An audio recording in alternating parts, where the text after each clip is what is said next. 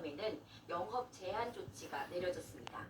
大家都宅在家里，完了就有的就出去买点吃的，剩下就在家。 외국인을 상대로 비자 제한 조치가 계속되면서 우리 국민의 중국 입국은 여전히 어려운 상황. 언제 비자 발급이 재개될지 모르다 보니 유학원 등 한인을 상대로 운영하던 사업자는 막막하기만 합니다. 중국 상황이 이제 비자도 안 되고 항공권도 안 되고 하니까 아직 사람들이 상황을 모르니까 다시 대기하는 상황이고 오려고 하는 사람들은 많지만 질문도 있고 있는데 우리가 합격을 못 드리니까 지금 업무는 이제 유학업은 다 중지된 상태. 외식업 역시 직격탄을 맞았습니다. 한인들이 운영하는 식당이 많이 몰려있는 하얼빈의 한 대학 인근입니다. 이렇게 대로변에는 차량과 사람의 통행이 꽤 많이 늘었는데요. 정작 이렇게 식당가로 들어서면 사람들의 통행이 거의 없는 모습을 볼 수 있습니다. 손님이 오는 숫자라든지 매출이 많이 줄었고요. 배달보다는 이렇게 와서 드시는 분이 많았는데 지금은 뭐 배달 위주로 하고 있습니다. 모든 게 다시 정상으로 들어왔다가 또 다시 이제 사람들이 이동을 제한을 두고 그렇게 지금 좀 좋지 않은 상황입니다. 오는 21일 열리는 연중 최대 정치 행사 양회에 맞춰 사실상 코로나19 종식 선언을 준비하고 있는 중국. 경제 사회적 정상화에 속도가 실릴지, 확진자보다 많은 무증상 감염자가 또 다른 변수가 될지 기대와 우려가 교차하는 상황 속에 우리 동포들은 하루속히 소중한 일상을 되찾길 간절히 바라고 있습니다. 중국 하얼빈에서 YTN월드 김채영입니다. 도널드 트럼프 미국 대통령의 장녀인 이방카 트럼프 백악관 선임 보좌관의 개인 비서가 코로나19 양성 판정을 받았다고 CNN이 현지 시각 8일 보도했습니다. 다만 해당 비서는 약 2달간 원격 근무를 해왔으며 지난 수주간 이방카의 주변에서 근무하지는 않은 것으로 전해졌습니다. 이방카와 남편인 제러드 쿠슈너 백악관 선임 보좌관은 현지 시각 8일 코로나19 검사 결과 음성 판정을 받았다고 CNN은 전했습니다. 코로나19 여파로 미국의 4월 고용 지표가 최악을 기록했습니다. 일자리가 2천만 개 넘게 줄고 실업률은 14%대로 치솟았습니다. 김영근 기자입니다. 코로나19로 미국의 경제 활동이 멈췄으면서 그 충격이 고스란히 실직으로 이어졌습니다. 미국 노동부가 공개한 4월 비농업 일자리를 보면 2,050만 개나 줄었습니다. 실업률도 3월에 4.4%던 것이 4월에는 14.7%까지 폭등했습니다. 미국 언론들은 4월 실업률은 월간 기준으로 2차 세계대전 이후 최고, 일자리 감소는 대공황 이후 최대폭의 감소라고 전했습니다. 내조와 접객에서 765만 개, 제조 133만 개 등 거의 모든 부문에서 일자리가 줄었습니다. About 95% of the industries lost jobs. There was only 5% that actually added. And you can think of the jobs that we had added in the last 10 years are all gone. 신규 실업수당 청구에서도 실업쓰나미는 고스란히 드러나고 있습니다. 3월 셋째 주부터 지난주까지 7주간 신규 실업수당 청구 건수가 3,350만 건을 기록했습니다. 다만 실업자의 대부분이 일시 해고 상태라는 점은 그나마 다행스러운 측면입니다. 코로나19 사태가 진정되면 상당 부분 일터로 복귀할 수 있을 것으로 예상되기 때문입니다. 트럼프 대통령도 4월 고용지표가 놀랄만한 것은 아니라고 말했습니다. Yeah, it's fully expected. There's no surprise. Everybody knows that. Somebody said, oh, look at this. Well, even the Democrats aren't blaming me for that. 트럼프 대통령은 또 사라진 일자리는 이른 시일 안에 모두 회복할 것이라는 낙관적인 전망을 내놓았습니다. YTN 김영근입니다. 코로나19 사태의 충격 정도를 확인할 수 있는 경제 지표가 다음 주에 속속 공개됩니다. 무엇보다 본격적인 고용 충격이 이어졌을 것으로 보이는 4월의 고용 지표가 주목됩니다. 최두희 기자의 보도입니다. 가장 주목되는 건 코로나19로 인한 고용 충격이 본격적으로 드러날 것으로 보이는 4월 고용 지표입니다. 앞서 3월 고용 동향에선 취업자가 19만 명 넘게 감소하면서 글로벌 고용이 최대폭으로 줄었습니다. 고용 사정이 악화하면 실업자가 될 수 있는 일시 휴직자도 급증해 있는데 무려 160만 명을 넘어서며 통계 작성 이후 가장 많았습니다. 도소매 음식점업이라든지 교육 서비스업 쪽을 중심으로 일시휴직자가 많이 증가한 것으로 그렇게 보여지고 있습니다. 코로나19로 인한 영향이 3월보다 4월 고용 동향에 뚜렷하게 나타날 것으로 보이는 만큼 4월 고용 지표는 더 어두울 거란 관측이 우세합니다. 빚으로 버티고 있는 가계와 기업의 대출 현황을 알 수 있는 지표는 오는 12일에 나옵니다. 지난 3월엔 가계와 기업 모두 은행권 대출 증가폭이 사상 최대였습니다. 코로나19 영향으로 대출 수요가 늘고 있는 만큼 가계와 기업 대출 증가세는 4월에도 이어졌을 것으로 관측됩니다.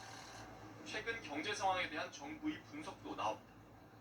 기획재정부는 최근 경제 동향 5월호를 통해 우리 경제 상황에 대한 진단 결과를 발표할 예정입니다. 올해 4월이 유난히 잔인했던 달로 기억될지 우려되는 가운데 코로나19가 우리 경제에 남긴 상흔을 숫자로 마주할 시간이 점점 다가오고 있습니다. YTN 최두입니다. 코로나19로 온라인 강의가 이어지면서 대학 주변 상인들이 어려움을 겪고 있는데요. 카이스트 학생들이 음식값을 먼저 계산해두는 선결제 운동에 나서 상인들에게 큰 힘이 되고 있습니다. 이상곤 기자입니다. 카이스트 학생 7명이 한자리에 모여 선결제 운동 추진 상황을 점검합니다. 이들은 상생 프로젝트 추진단으로 코로나19로 학생들의 발길이 끊기면서 매출 감소로 어려움을 겪는 학교 주변 상권을 돕기 위해 머리를 맞댔습니다. 학생과 교직원이 추진단의 선결제 금액을 입금하면 추진단이 학교 주변 음식점에 돈을 전달할 계획입니다. 선결제 금액은 오는 9월 가을학기가 개강하고 2주 뒤부터 사용할 수 있습니다. 기존에 있던 상황은 아직까지 계속 이어질 것으로 보고 있기 때문에 학생들이 돌아온 이후에 그 사용할 금액을 미리 선결제를 지금 함으로써 이제 상인분들을 좀 미리 도와드리려고 해요. 선결제 시스템은 한 달간의 준비 기간과 교수들의 자문을 거쳐 만들어졌습니다. 학생들이 자발적으로 시작한 선결제 운동에 학교 인근 업소 60여 곳이 참여 의사를 밝혔습니다. 상인들은 학업에도 바쁜 학생들이 지역 상권과 상생하려고 노력하는 모습만으로도 힘을 얻었다고 말합니다. 기특하고 한편으로는 더 고마운 마음이죠. 어떤 좋은 또 손길이 오니까 어려워도 어떻게든 뭐 이겨내야 된다는 생각. 한 상인은 학생들의 선한 영향력에 감동해 식당을 찾는 손님들에게 나눔을 실천하기로 마음먹었습니다.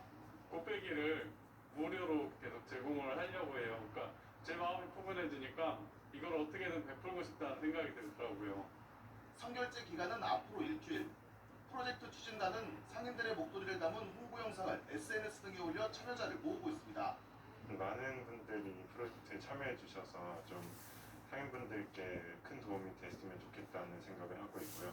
더 나아가서 이번 프로젝트를 계기로 상인분들과 그리고 학교 사이 유대감이 더 깊어졌으면 하는 기대감도 가지고 있습니다. 코로나19로 닥친 어려움을 함께 이겨내려는 학생들의 노력이 대학가의 활력을 불어넣고 있습니다. YTN 이상곤입니다. 요즘 농촌에선 일할 사람을 구하지 못해 비상입니다. 코로나19의 여파로 외국인 노동자 구하기는 하늘의 별 따기인 데다 일손 돕기 봉사도 줄었다고 합니다. LG 헬로비전 충남방송 정선현 기자입니다. 과수원에서 사과꽃을 솎아주는 작업이 분주합니다. 1년 중 가장 바쁜 시기. 일손이 부족한 농가를 위해 공무원들이 나섰습니다. 가위로 하나하나 꽃을 따야 하는 고된 작업에 저마다 구슬땀을 흘립니다. 저도 잠깐 일손을 도와봤는데요. 특히 올해는 코로나19 여파로 농촌에서 일할 사람 구하기가 더 힘든 상황입니다. 지난해까지 외국인 노동자가 전체 인력의 80%를 차지했던 이 농가는 올해 단 한 명도 구하지 못했습니다. 인력을 구해도 하루 일당은 12만 원 정도. 계속 오르는 인건비는 큰 부담입니다. 주로 이제 외국 태국이라든가 중국이라든가 이제 러시아에 많이 쓰고 그러는데 코로나 때문에 물론 이제 우리나라 국내로 다시 들어오기도 힘들고 또 나가기도 또 어려워가지고 특히 이제 들어오기가 힘드니까 인력 구하기가 더 힘들죠. 농림축산식품부에 따르면 상반기 국내에 들어올 예정이었던 외국인 계절 근로자 3천여 명은 입국이 지연되고 있습니다. 고용허가제 취업 비자를 받은 외국인도 2,400명 중 720명만 입국한 상태입니다. 매년 농가에 숨통을 터주던 일손 돕기 봉사 역시 사회적 거리두기로 인해 공무원 외에는 나서는 곳이 거의 없습니다. 정부는 농촌인력중개센터를 추가 설치해 전국의 92곳으로 늘리고 다양한 분야에서 자발적으로 참여해 줄 것을 당부했습니다. 작년 대비 지역의 봉사활동이나 기관단체 관심이 좀 부족할 실정입니다. 사회적 거리두기가 완화된 만큼 지역에 더 많은 관심을 주셔 농촌에 큰 힘이 되어주셨으면 좋겠습니다. 고령화로 해마다 일손 부족에 시달려온 농촌. 올해는 사상 초유의 코로나19 사태까지 겹치면서 인력난이 가중되고 있습니다. 헬로티비 뉴스 정선영입니다.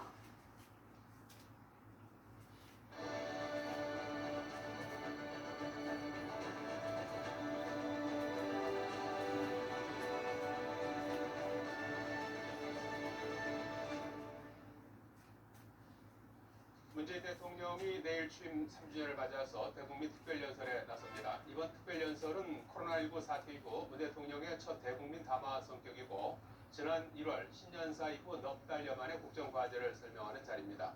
문 대통령은 내일 연설에서 포스트 코로나 시대에 대비하는 남은 2년의 방향을 제시하는 데 초점을 맞출 것으로 보입니다.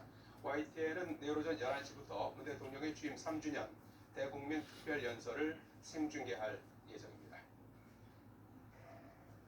집권 4년 차이자 취임 3주년을 맞는 문재인 대통령 지지율은 고공행진을 이어가고 있고 집권 여당인 민주당은 이번 총선에서 말 그대로 슈퍼 여당이 되었습니다.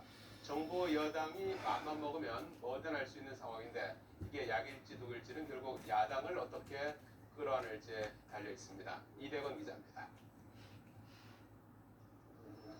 집권 4년 차로서는 이례적으로 문재인 대통령의 지지율은 고공행진입니다. 총선 전부터 오르기 시작한 지지율은 총선 직후 60% 중반 가까이 치솟았고 이후 약간 빠지긴 했지만 여전히 60%대를 유지하고 있습니다. 가장 최근에는 70% 선을 넘어 취임 3년째 대통령 지지도 가운데 역대 최고치를 기록했다는 조사 결과까지 더해졌습니다. 정부의 코로나19 사태 위기 관리 능력을 인정받고 올해 하반기에 다가올 경제위기 대응 능력에 대한 신뢰까지 얻어낸 결과로 보입니다. 대규모 국가 프로젝트로서 이른바 한국판 유지를 추진할 기획단을 신속히 준비해 주기 바랍니다. 취임 4년차 정도면 역대 대통령이 의례 겪었던 레임덕 현상은 찾아보기 힘든 게 사실입니다.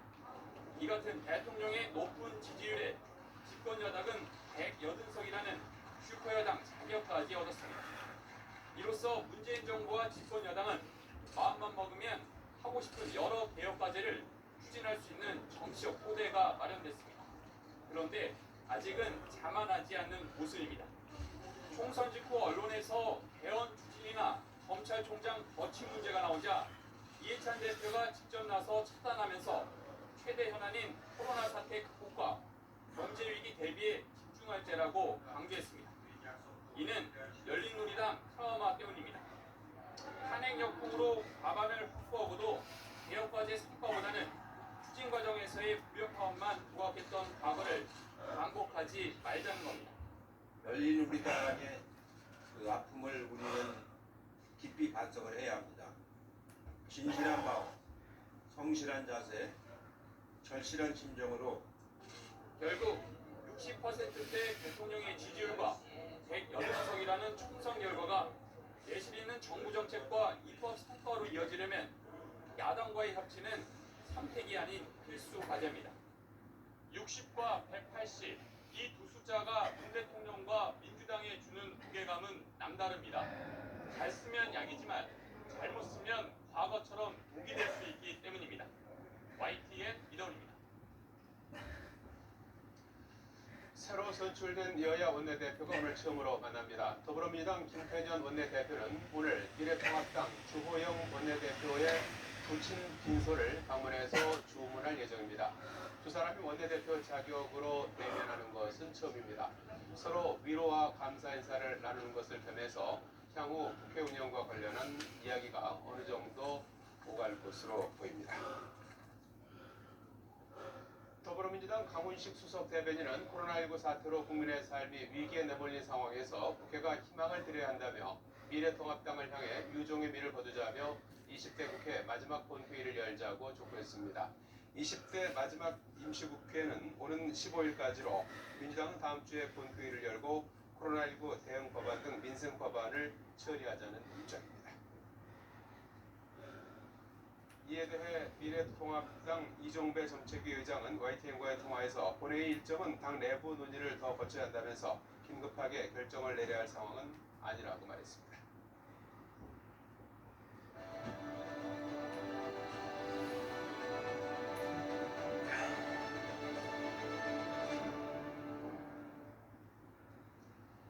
올해는 동학농민혁명이 일어난 지 126년이 되는 해입니다. 혁명의 발상지 전북 정읍에서는 해마다 황토연 전승일 전으로 농민분들의 넋을 위로하기 위한 행사가 열리는데요.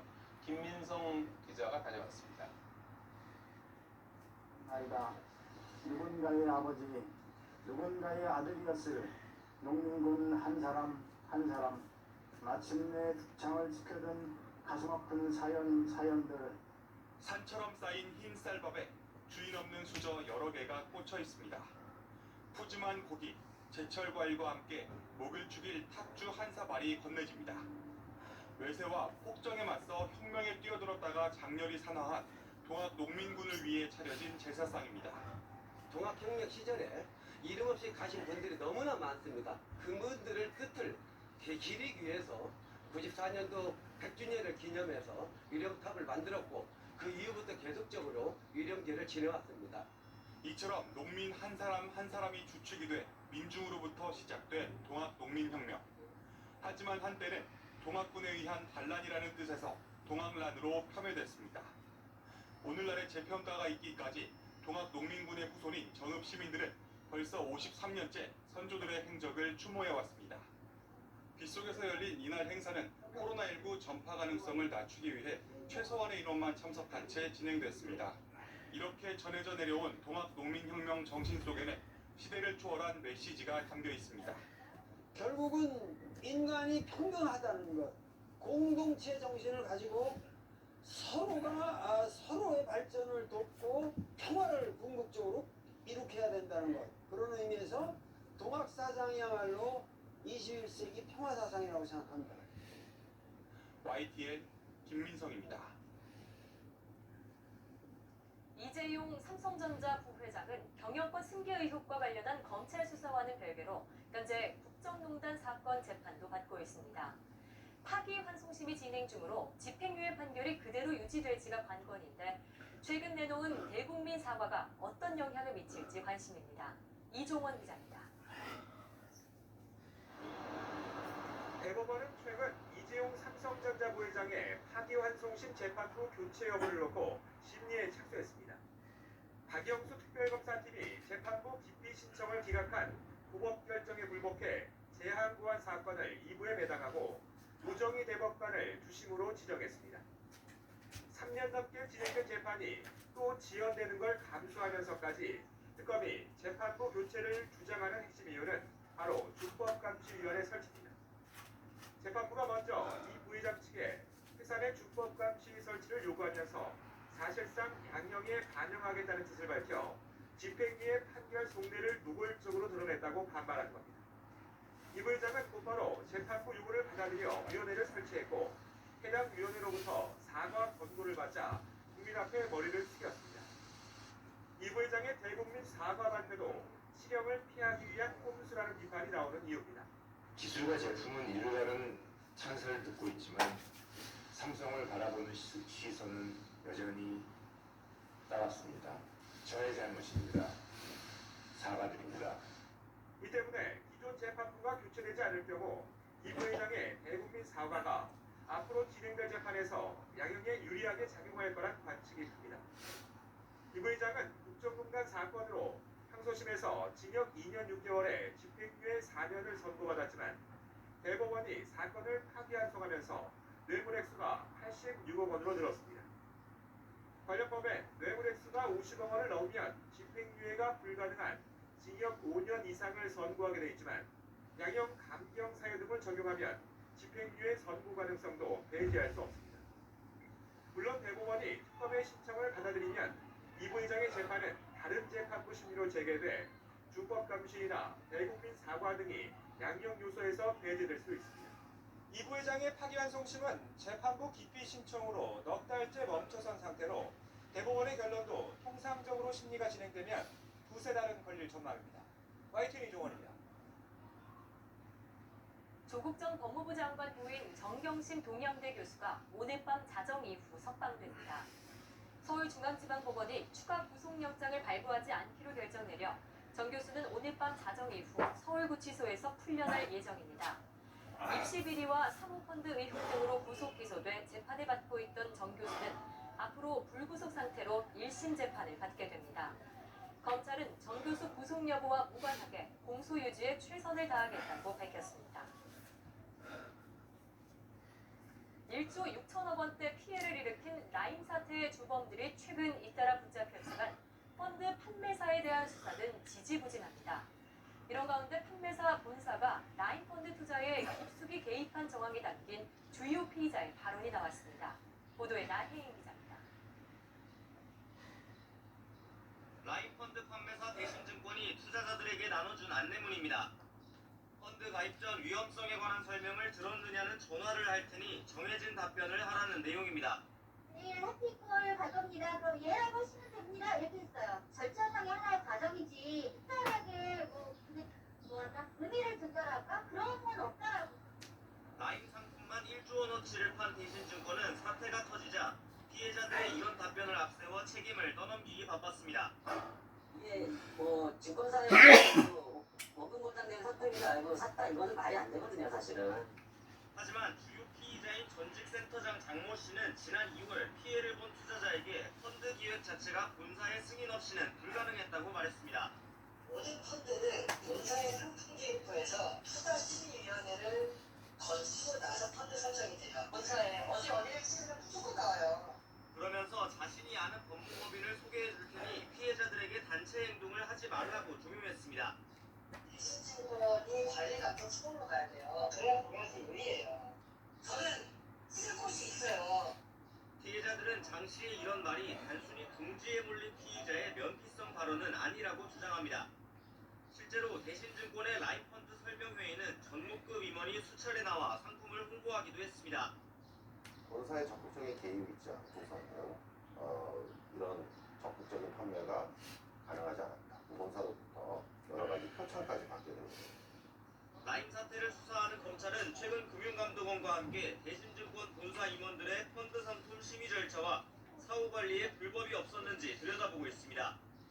또 전 센터장 장 씨가 라임펀드 부실을 사전에 알고도 묵인한 정황을 파악하고 조만간 신병 처리 방향을 정할 방침입니다. 이에 대신증권은 조사가 진행 중인 만큼 지금은 특별한 입장이 없고 향후 결과에 따라 책임질 부분이 있으면 책임지겠다고 밝혔습니다. YTN 나인입니다. 인도 환경재판소가 가스 누출 사고와 관련해 현지 LG 폴리머스 인디아 측에 5억 루피, 약 81억 원을 공탁하라고 명령했습니다. 9일 더 힌두 등 현지 언론 등에 따르면 인도 환경재판소는 전날 가스 누출 피해 관련 손해배상에 대비해 공탁금이 필요하다며 이같이 지시했습니다. 이 재판소는 또 사고 원인 등을 조사할 5명으로 구성된 진상조사위원회도 꾸렸습니다. 이와 관련해 LG화학의 인도 법인인 LG폴리머스는 인도 공장의 가스 누출 사고와 관련해 사과하며 향후 사고 원인 조사와 재발 방지 대책 등 재발 조치에 만전을 기할 것이라고 밝혔습니다. 또 유가족과 피해자들을 돕기 위한 전담 조직을 꾸려 사망자 장례 지원 등을 진행하고 있다면서 유가족과 피해자들을 위해 가능한 모든 지원이 보장될 수 있도록 하겠다고 덧붙였습니다. 네팔 안나푸르나 눈사태 사고로 숨진 한국인 교사 4명 중 3명의 시신이 유족의 동의에 따라 지난 7일부터 9일까지 네팔 수도 카트만두에서 화장됐고 남은 희생자 한 명의 화장 일정은 아직 정해지지 않았다고 외교 당국이 전했습니다. 화장된 유해 국내 이송 일정은 네팔의 국가 공세 조치가 오는 18일까지 계속되고 국제선 운항은 이달 31일까지 모두 중단돼 아직 정해지지 않았습니다. 재작년 태풍으로 피해를 입은 공연장이 아직까지 복구되지 않은 채 방치되고 있는 곳이 있습니다. 마을 소유 재산이라는 이유로 행정에서는 복구비 지원을 거부하고 마을에서는 돈이 없다는 이유로 보수에 나서지 못하고 있는데요. 시설물이 이렇게 방치되면서 주변 곳곳은 사고 위험에 노출되어 있습니다. KCTV 제주방송 김수현 기자입니다. 안덕면 덕수리의 한 민속 공연장입니다. 지붕에 커다란 구멍이 생겨 철골이 모두 드러났습니다. 주변에는 지붕에서 떨어진 잔해와 온갖 짐들이 쌓여 있습니다. 오랜 기간 방치된 듯한 지붕 철판이 잔뜩 녹이 쓴 채 위태롭게 흔들거립니다.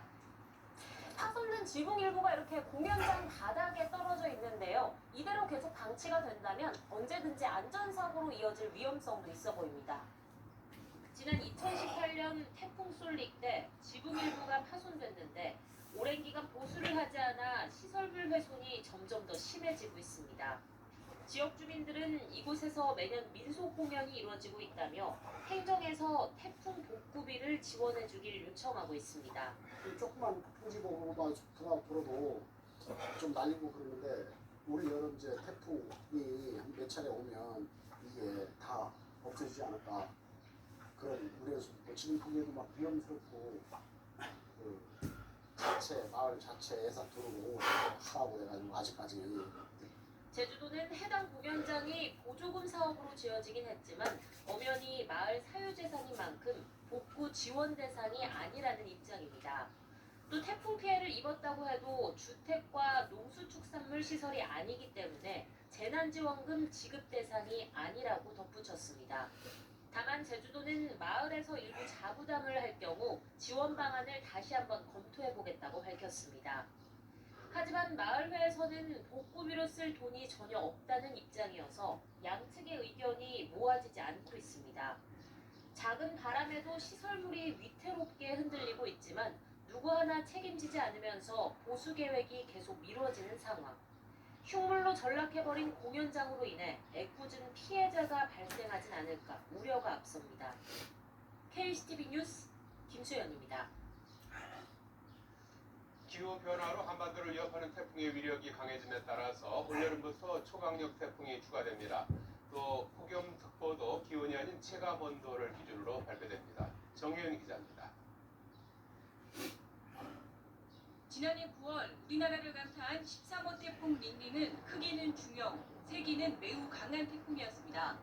태풍 가운데 가장 강력한 것으로 중심 풍속은 초속 47m, 반경은 400km에 육박했습니다. 하지만 올해부터는 이보다 더 강한 태풍 기준이 새로 도입됩니다.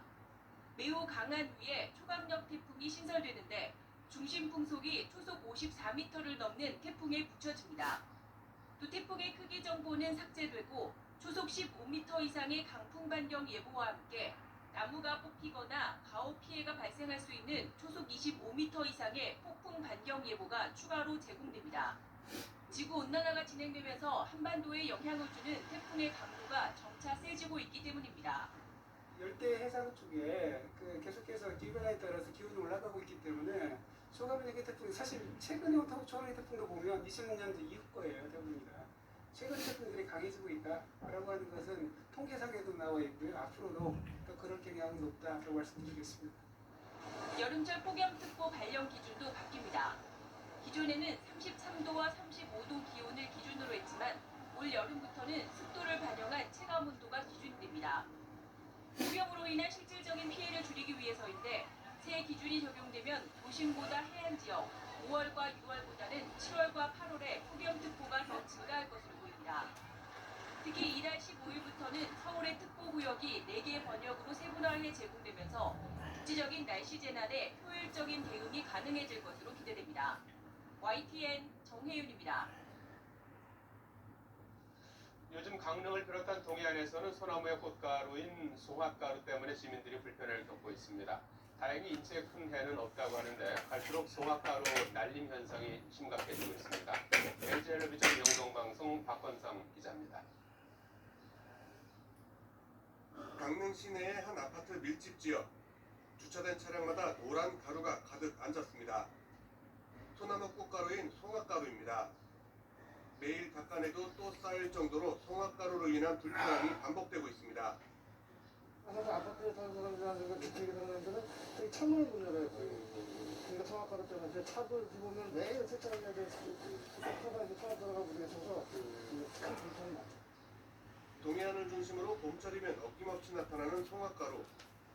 특히 소나무가 집중적으로 분포된 해안가는 송악가루 날림 현상이 더욱 심각합니다.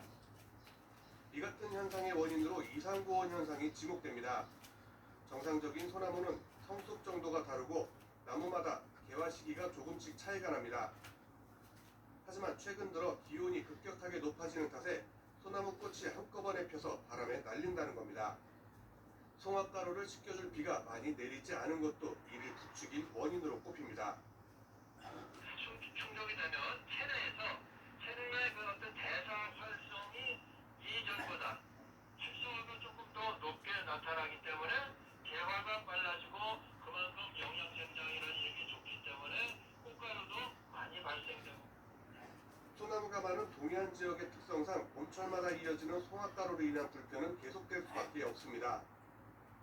송악가루는 크기로 보면 미세먼지와 동일합니다. 하지만 초미세먼지처럼 살까지 흡수되지 않고 발생 원인이 다르기 때문에 인체에 큰 해를 끼치진 않는 것으로 알려져 있습니다. 다만 다른 꽃가루와 마찬가지로 알레르기를 일으킬 수 있는데 그나마 송악가루에 반응하는 사람은 상대적으로 적다고 합니다. 오히려 송악가루는 향이 좋고 항암작용을 하는 것으로 알려져 가식 등 다양한 음식으로 가공해 섭취하기도 합니다. 텔레TV 뉴스 박건상입니다. 다시 야외 활동이 늘어나면서 캠핑 계획하시는 분들이 부쩍 늘었는데요. 차 안에서 숙식을 해결하는 이른바 차박 캠핑이 최근 인기입니다. 1인용 텐트나 자전거의 수요도 높은데 코로나19 사태 이후 나홀로 비접촉 야외 활동을 찾기 때문이란 분석입니다. 차유정 기자입니다. 한적한 강가 앞에 차를 대고 트렁크와 연결해 텐트를 칩니다.